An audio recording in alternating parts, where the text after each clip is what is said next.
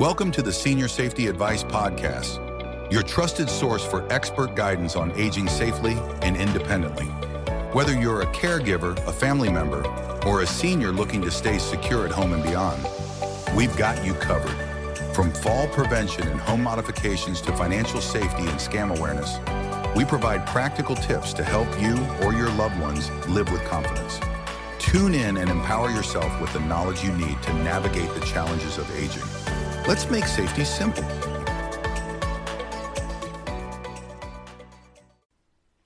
Hi, this is Esther from seniorsafetyadvice.com, and today I want to talk about something that doesn't cost a dime but can completely change how you experience your caregiving days, and that is gratitude. Now, I know that when you're caring for someone, especially a parent, a spouse, or a loved one, gratitude might not be the first thing on your mind. Some days you're just trying to get through without tears, without frustration or exhaustion. But what if gratitude could make those long, demanding days just a little bit easier, and maybe even a little lighter?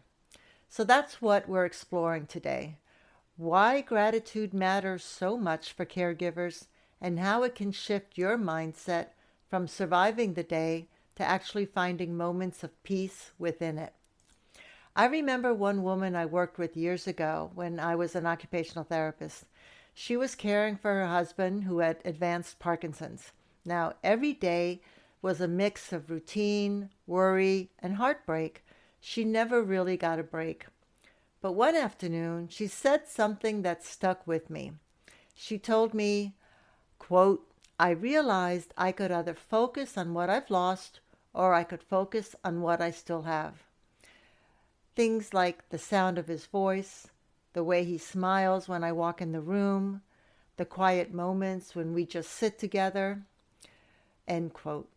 Now, that simple shift for her from loss to appreciation didn't erase her challenges, but it gave her strength.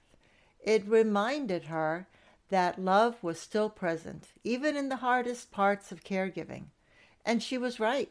Science backs this up too. Gratitude isn't about pretending everything is fine. It's about training your brain to notice the good that's still there, even when life feels hard. So let's talk about why this works. 1. Gratitude rewires the brain. Studies from Harvard and UC Berkeley show that practicing gratitude increases activity in the brain's reward and empathy centers. This boosts serotonin and dopamine, the same chemicals that help regulate mood and motivation. For caregivers, that means more resilience and emotional balance, even during the tough days. 2, it reduces stress and burnout. When you're constantly giving, it's easy to slip into survival mode. You start anticipating what could go wrong instead of appreciating what's going right, especially right in front of you. Gratitude helps break that stress loop. It lowers your cortisol levels, slows your heart rate, and reminds your nervous system that it's safe to relax, even for a moment. 3, gratitude strengthens relationships. Gratitude softens the edges. When you focus on what you appreciate in the person that you're caring for, even small things like a shared laugh or a moment of eye contact, it helps both of you feel more connected. It turns caregiving from a task into a shared human experience. And 4, gratitude shifts the story that you tell yourself. Many caregivers silently tell themselves, "I have to do everything," or "I'm failing because I'm tired." Now, gratitude interrupts those thoughts. When you remind yourself of what you are doing, showing up, loving, trying, it changes your self-talk from guilt to grace. So, how do you actually use gratitude on those long caregiving days?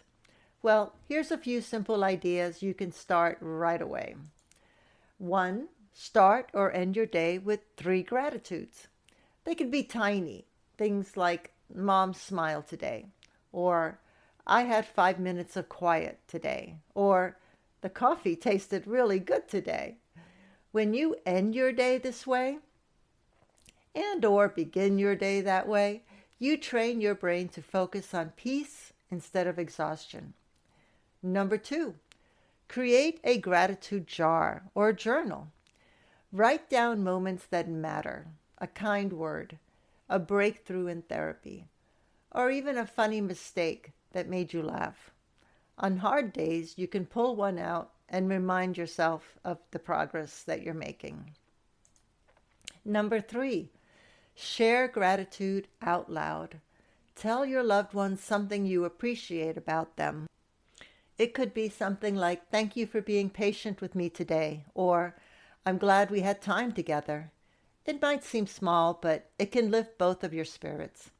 Number 4, use gratitude to pause instead of react. The next time frustration rises, take a breath and think, what am I thankful for in this moment? It doesn't erase the problem, but it grounds you long enough to respond with more calm. And number 5, express gratitude for yourself. This one's very important. Say thank you to you for showing up, for trying again, for not giving up, even when it's hard. Caregivers rarely get acknowledgement, so give yourself that gift. When I was working in home health, I visited a man in his 80s recovering from a stroke. His wife cared for him full time. She was exhausted but always smiling. One day I asked her how she stayed so positive, and she said, "Every morning I thank God that I still have him here. Every morning, that's enough." That little simple act of gratitude, just noticing what still is instead of what's gone, gave her more strength than any self-care routine ever could. That's it for today's episode of the Senior Safety Advice Podcast, helping you and your loved ones stay safe, independent, and informed. If you found this episode helpful, be sure to subscribe and share it with others who could benefit. For more expert tips and resources, visit seniorsafetyadvice.com. And remember, staying safe starts with staying informed. Until next time, take care and stay safe.